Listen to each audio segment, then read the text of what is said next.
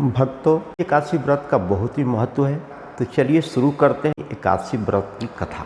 हर माह में 2 बार एकादशी तिथि पड़ती है, एक कृष्ण पक्ष में और एक शुक्ल पक्ष में। पूरे साल में 24 एकादशी तिथि पड़ती है। हिंदू धर्म में एकादशी तिथि का बहुत अधिक महत्व होता है। हर माह में 2 बार एकादशी तिथि पड़ती है। पूरे साल में 24 एकादशी तिथि पड़ती है।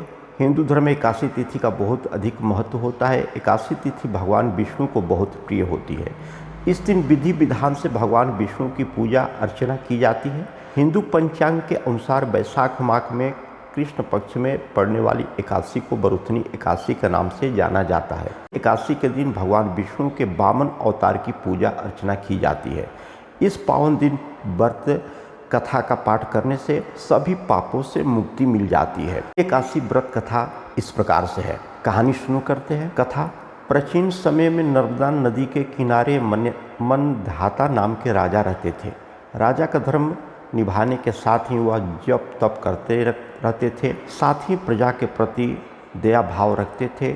एक बार वह तपस्या में लीन थे तो एक भालू ने उनका पैर पकड़ लिया और राजा को जंगल की ओर खींच करके ले जाने लगा।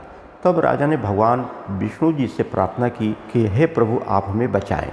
भक्त की पुकार सुन करके विष्णु भगवान वहां पहुंच गए। भगवान ने अपने चक्र से भालू को मार डाला, लेकिन राजा का पैर भालू नोच करके खा लिया था। इस बात का राजा को बहुत ही दुख था।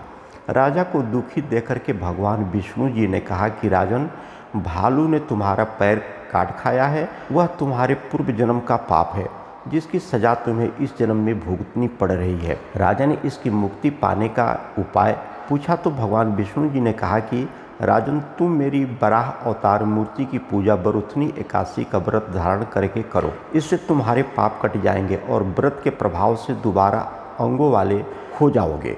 इसके बाद राजा ने बरुथनी एकादशी व्रत धारण किया तो उसका पैर फिर से सही हो गए और भगवान की कृपा से राजा का पैर ठीक हो गया। जो भी नर नारी एकादशी व्रत का पूजा करते हैं, कथा सुनते हैं या दूसरे को सुनाते हैं, उन पर भगवान विष्णु हमेशा ही प्रसन्न रहते हैं और वह नर नारी पृथ्वी लोक का सुख भोग करके श्री विष्णु भगवान के धाम को जाते हैं।